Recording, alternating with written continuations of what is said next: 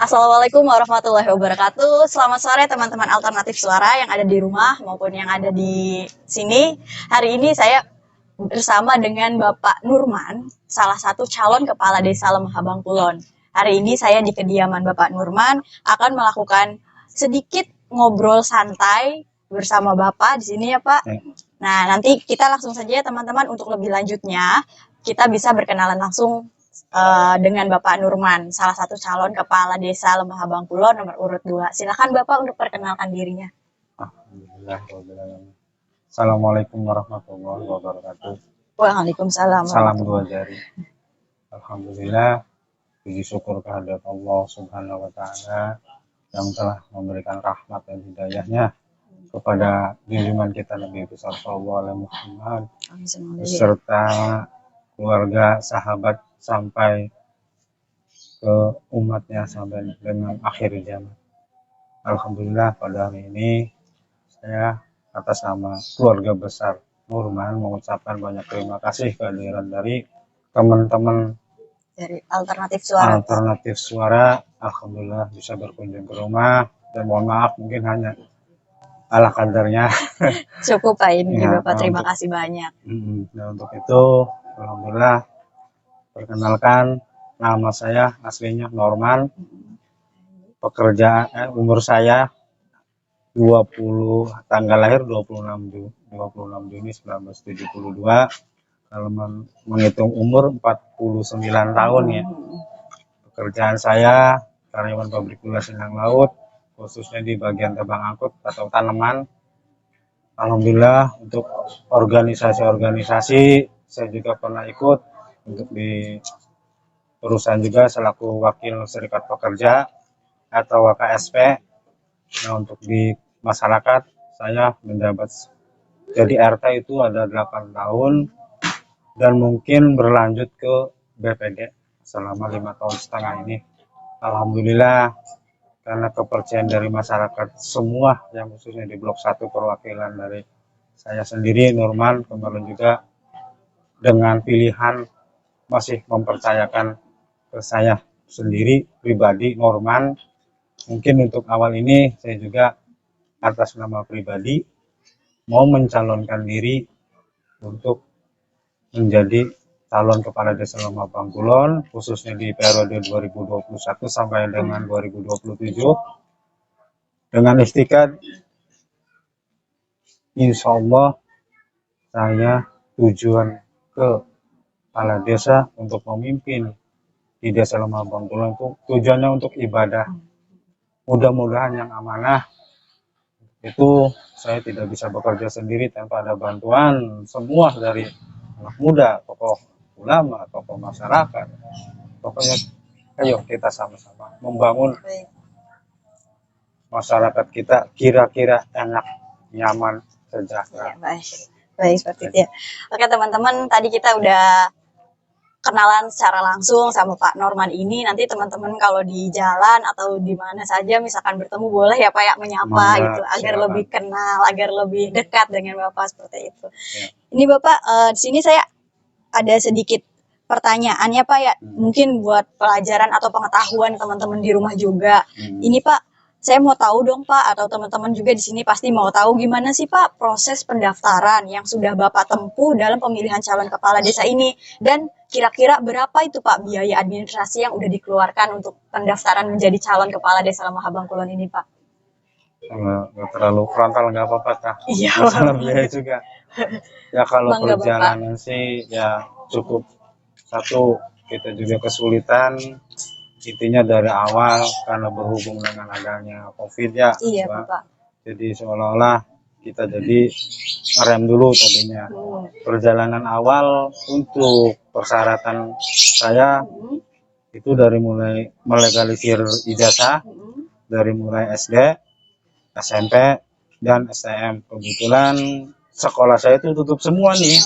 SMP PGRI 2 kan tutup. Karena COVID ya Pak ya? Bukan, sekolahnya udah bangkrut. Jadi susah saya nyari-nyarinya ya. Wah, kotak-kotak. Akhirnya alhamdulillah ketemu. Nah, sama juga di sekolah STM Pemuda juga di Cirebon tutup juga.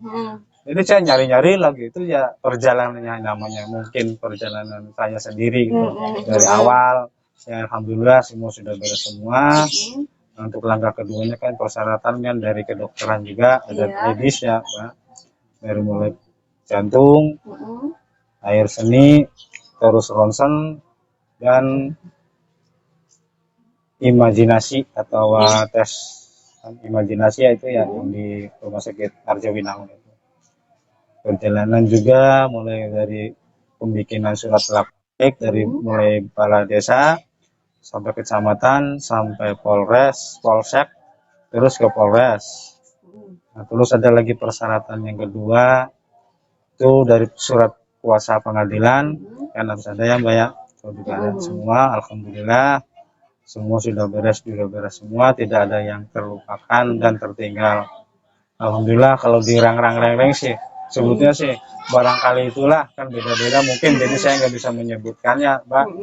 Jadi kita yang penting sih persyaratan sudah selesai semua, alhamdulillah sudah ada kendala. Untuk masalah biaya sih barangkali nanti saya berbicara begini takutnya gimana ya Mbak. Iya. Jadi mungkin yang lain juga sama sih sebetulnya, ada yang A, ada yang B, ada yang C kan itu. Ya kurang lebihnya sih ya segitulah. Baik Pak. Ya teman-teman tadi udah kita dengar sendiri ya pembicaraan kita barusan mengenai tentang alur pendaftaran menjadi kepala desa itu seperti apa. Sudah dijelaskan secara langsung oleh Bapak Nurman. Semoga misalkan teman-teman di rumah suatu saat ingin jadi kepala desa, semoga informasi ini bermanfaat ya teman-teman ya. Bapak ini kita lanjut ya Pak, pertanyaan selanjutnya yaitu di sini kan Bapak ingin mencalonkan diri sebagai Kepala Desa Lemah Bangkulon ya Pak.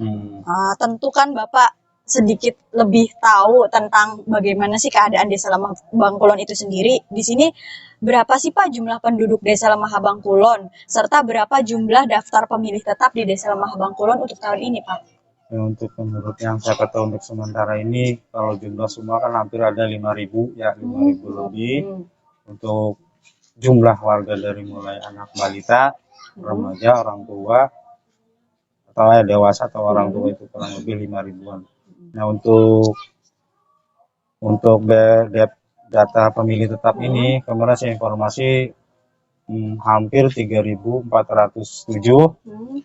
Cuman tadi informasi ada tim dari TPS juga ke rumah menyampaikan katanya data mengurangi jadi 3.404. Nah, jadi kemarin kan ada yang meninggal itu 3 orang khususnya di blok 1.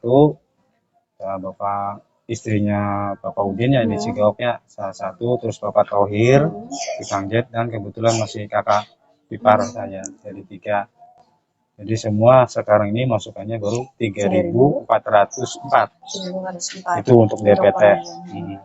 Mungkin itu aja yang selama ini saya masih koordinasi dengan PPS. Baik teman-teman di rumah, semoga dari jumlah data pemilih itu semuanya bisa menyalurkan suaranya ya teman-teman ya. Kemudian Bapak di sini untuk tentang geografis Desa Lemah Bangkulon Pak, di sini untuk batas-batas Desa Lemah Bangkulon itu dari mana sampai mana aja sih Pak? Untuk sementara yang saya tahu itu untuk wilayah utara itu perbatasannya kan adanya di Kemurang 1. Ya itu nama zaman dulu sampai sekarang pun kayaknya masih dipakai ya Mbak. Yang saya tahu dari mulai perbatasan Kemurang 1 itu arahnya di utara dekat rel kereta tuh. Nah itu untuk dari utara. Sementara untuk di sebelah barat berarti itu batas jalan raya. Nah, untuk di timurnya mungkin ini Tanah Cipujo, kita di belakang pabrik gula Sidang Laut. Mungkin ujung selatannya perbatasan antara 4 desa di situ tuh Mbak. Jadi Lemah Bangkulon, Tetuk, Sindang Laut sama Cipujo. Tuh. Jadi sampai ujungnya di sana. Ketemu akhirnya tuh di perbatasan antara 4 desa ini. Cukup luas ya Pak ya untuk duduk geografis Desa Lemah Bangkulon ini sendiri. Iya. Kemudian Pak di sini kan Bapak ingin menjadi Kepala Desa Lemah Bangkulon ya Pak sebagai calon di sini Pak, pasti kan Bapak pasti mengetahui ya kan Pak secara mendalam atau secara singkatnya tentang syarat-syarat menjadi Kepala Desa Lemah Bangkulon ini sendiri. Dan menurut sepengetahuan saya di sini untuk syaratnya menjadi kepala desa itu harus mengetahui 3 pilar ya Pak, seperti RPJMDes, kemudian RKPDes, dan juga APBDes. Nah, Betul. Bapak bisa tolong dijelaskan tidak sih Pak, apa yang dimaksud 3 pilar tersebut agar teman-teman di rumah dan saya juga bisa mengetahui seperti itu Pak. Untuk yang dipertanyakan tadi sama Mbak untuk PJMDes, RPJMDes itu ya. rencana pembangunan jangka menengah. Hmm. Di situ kan kita harus konsekuensinya kan keterbukaan, intinya harus berkomunikasi dengan RT selaku perwakilan dari tiap-tiap blok atau dusun. Itu tiap RT RW itu kan mengusung visi, itu program kinerja setiap RT, apa yang perlu diperbaiki, apa yang perlu dibenahi, apakah itu prioritas, apakah bukan prioritas. Jadi ada 2 yang diprioritaskan itu memang harus dilakukan, yang bukan prioritas bisa ditinggalkan kan gitu. Baik. Itu di RPJMDes. Nah, RKPDS itu rencana ini RKPDS.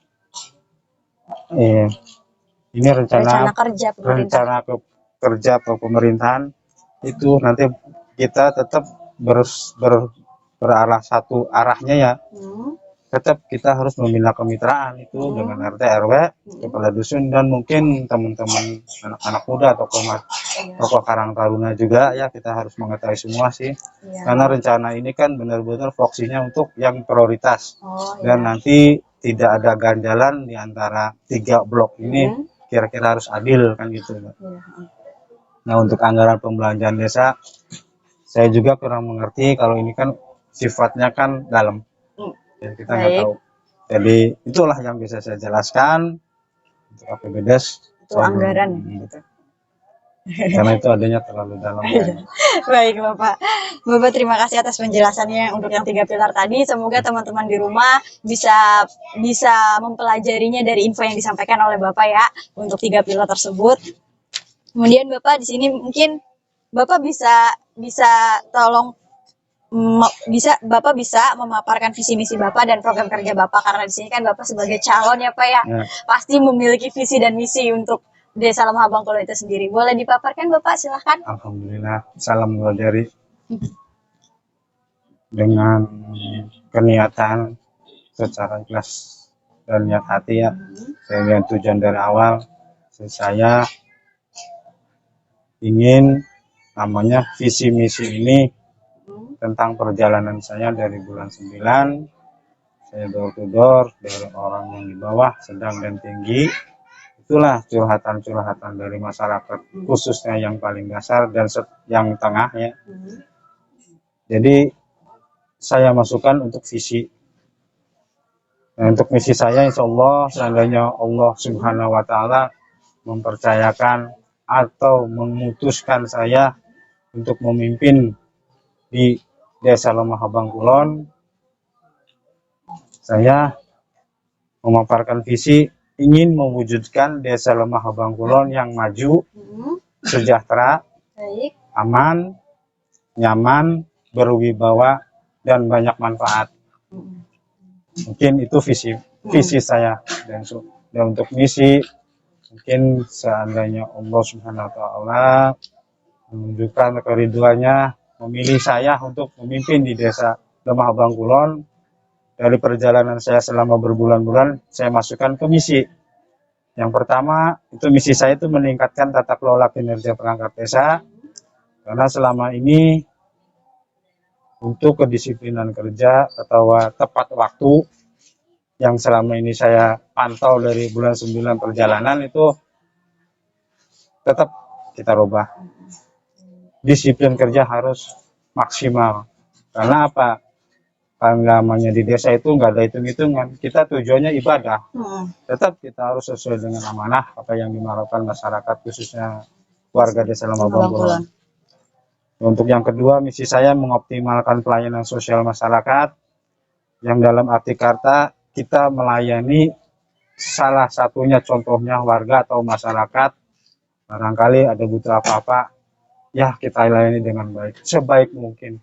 Karena di sini kita melayani, tidak tujuan yang lain-lainnya, Mbak. Iya, iya. Untuk yang ketiga, mungkin misi saya mempermudah pelayanan surat menyurat, karena selama ini juga surat menyurat juga agak kesusahan juga, ya mungkin nanti insya Allah dipermudahkan, biar lebih enak untuk masyarakat semuanya. Tidak ada untuk A, B, C, pokoknya kita layani dengan apa adanya. Dan untuk yang misi yang keempat ini meningkatkan derajat kesehatan masyarakat, karena selama ini kita tahu yang namanya penyakit, kita tidak ada yang tahu apakah itu penyakit yang biasa, apakah yang kemarin kejadiannya corona itu, kan kita tidak tahu semuanya, itu kan adanya di yang di atas.